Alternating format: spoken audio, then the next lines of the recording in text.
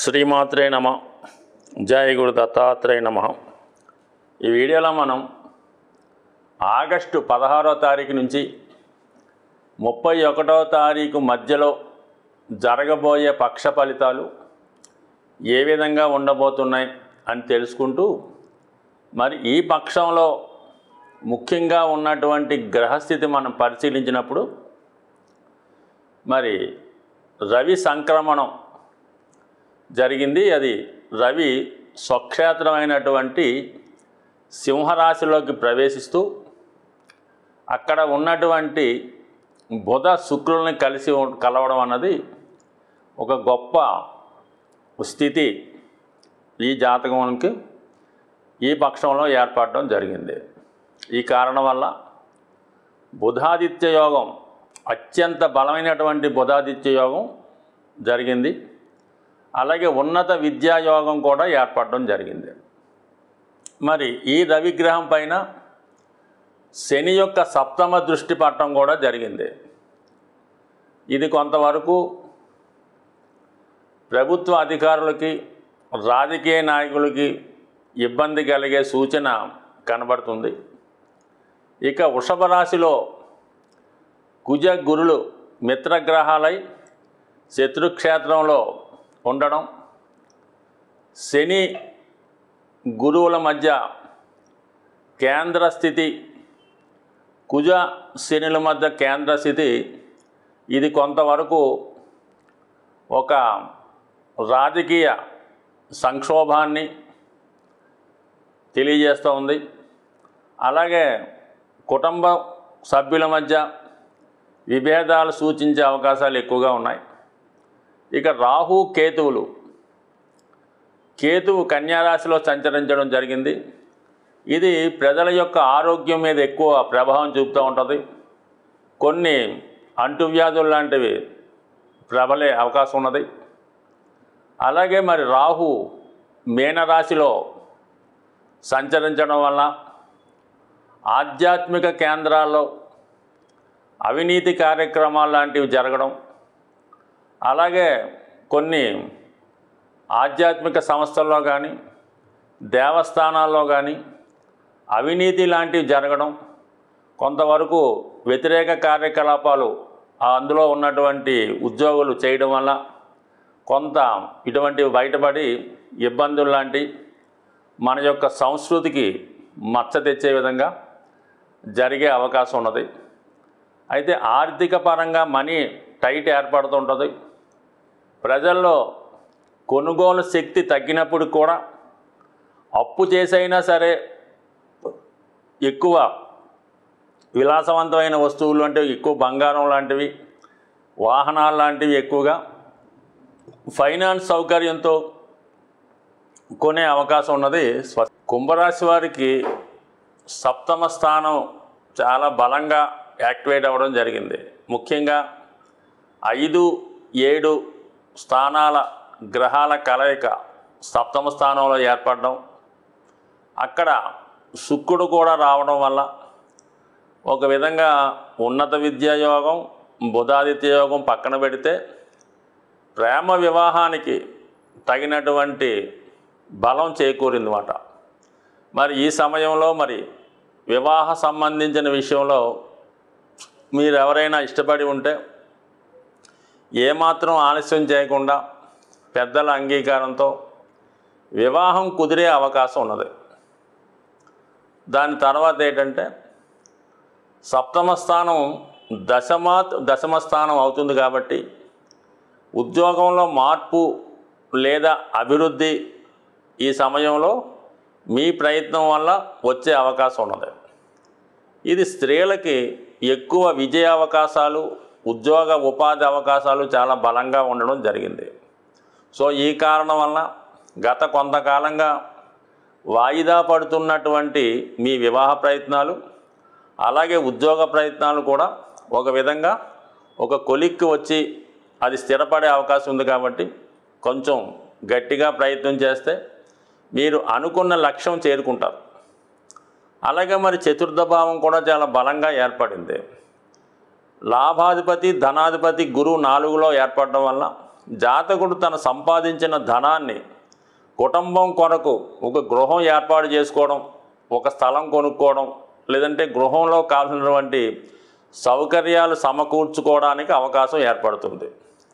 దానికి అదనంగా కుజుడు, దశమాధిపతిగా ఉన్నటువంటి కుజుడు కూడా చతుర్థంలో ఉన్నాడు. అంటే చతుర్థంలో ఉన్నటువంటి కుజుడు సప్తమాన్ని చూస్తాడు, అష్టమ లాభాన్ని కూడా అంటే దశమ లాభాలను కూడా వీక్షిస్తాడు. ఈ కారణం వల్ల జాతకుడు భూలాభం కలిగే అవకాశం ఉంది. అంటే అది లోన్, ప్రభుత్వ లోన్ ద్వారా కానీ, తాను సంపాదించిన ధనం వల్ల కానీ ఒక సొంత గృహం ఏర్పాటు చేసుకోవడం చాలా అనుకూలంగా ఉన్నది. అంటే ఏదన్నా మొత్తం మీద ఈ కేంద్రాలు ఏవైతే ఉన్నాయో దశమం, సప్తమం, చతుర్థం, రాశి 1 అనుకుందాం, ఈ 4 కూడా గ్రహాలతో ఉన్నాయి మొత్తం మీద. అంటే ఒకదాని కూడా సహకరించుకుంటాం అన్నమాట. చతుర్థం అనుకోండి, అది ఉద్యోగం మీద ప్రభావం చూపుతుంది, జాతకుడు యొక్క వివాహం మీద ప్రభావం చూపుతుంది. అందువల్ల ఏంటంటే ఒకటి సహకరించుకోవడం వల్ల మరి ఈ పక్షంలో మీరు ఏ ప్రయత్నం అంటే ముఖ్యంగా వివాహం, గృహం, అలాగే ఉద్యోగం వీటికి సంబంధించిన విషయాల్లో ఖచ్చితమైనటువంటి ప్రయత్నం చేస్తే ఏదో ఒక లాభం మీకు కలిగే అవకాశం ఉంది. అలాగే శుక్రుడు రాశిని వీక్షించడం వల్ల మరి స్త్రీలకి విలువైన ఆభరణాలు, బంగారు ఆభరణాలు, చాలా విలాసవంతమైనటువంటి ప్రయాణాలు చేయడం, మంచి ఆతిథ్యాన్ని స్వీకరించడం, ఎక్కువగా వివాహ వేడుకలు, విందు వినోదాల్లో పాల్గొనడం జరుగుతూ ఉంటుంది. ఈ అంతా కూడా జాతకుడికి ముఖ్యంగా ఈ కుంభరాశి వారికి గత కొంతకాలంగా ఇబ్బందులు పడుతున్నటువంటి సమస్యల నుంచి కొంతవరకు రిలీఫ్ లభిస్తుంది. మీ యొక్క ఆర్థిక భారాన్ని కొంతవరకు తగ్గుతుంది అన్నమాట. మీ యొక్క రెస్పాన్సిబిలిటీస్ తగ్గుతాయి. ఆ కారణం వల్ల ఏంటంటే మీరు సంపాదించిన ధనాన్ని మీ కొరకు, మీ ఆనందం కొరకు వ్యయం చేసే అవకాశం ఉంటుంది. కాబట్టి సాధ్యమైనంత వరకు అయితే కొంతవరకు సమస్యలు ఉంటాయి, కొంత రుణాలు ఉంటాయి, బాధ్యతలు ఉంటాయి. ఎందుకంటే గత కొంతకాలంగా ఈ కుంభరాశి వారు చాలా డెఫిసిట్లో పడ్డారు. కాబట్టి ఒకే రోజుతో లైఫ్ అయితే మారదు, కానీ ఏదో టెంపరీగా అయినా జాతకుడు ఎన్ని సమస్యలు ఉన్నా మరి ఏదైనా వివాహ వేడుకల్లో పాల్గొనడం కానీ, ఏదైనా ఎంటర్టైన్మెంట్ కార్యక్రమాలు పాల్గొనడం, ఇవన్నీ కూడా మనసులో బాధ ఉన్నప్పుడు కూడా ఇవన్నీ జాతకుడికి కొంతవరకు కల్పించే అవకాశం ఉంది. కొంత ఆనందాన్ని, కొంత సంతోషాన్ని కూడా, అంటే ఫ్యూచర్ మీద ఒక విధమైనటువంటి భరోసా ఏర్పడుతుంది. పర్వాలేదు, మనం మళ్ళీ నిలదొక్కుకోగలం, మళ్ళీ సంపాదించుకొని జీవితాన్ని తిరిగి పునఃప్రారంభించుకోవచ్చు అన్న విషయాన్ని జాతకుడికి కలుగుతూ ఉంటుంది. అంటే ఇది 3 విధాలుగా ఉంటుంది. కాబట్టి ఇది కేవలం మిడిల్ ఏజ్ వారికి అనుకుందాం. అంటే 30 దాటి 50 మధ్యలో ఉన్న వాళ్ళకి ఎక్కువ ఈ ప్రభావం చూపుతూ ఉంటుంది ప్రస్తుతం ఉన్నటువంటి గ్రహస్థితి.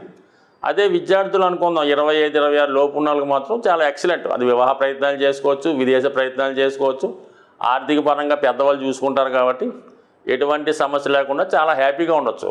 అదే 60-70 దాటిన వాళ్ళు అయితే కొంతవరకు ఇవన్నీ సౌకర్యాలు ఉన్నప్పుడు కూడా దాన్ని అనుభవించలేక కేవలం దాని యొక్క పరిస్థితిని అందులో ఇమిడే అవకాశం ఉంటుంది. ప్రతి నెల కూడా ఏదో ఒక పండగ వస్తూ ఉంటుంది.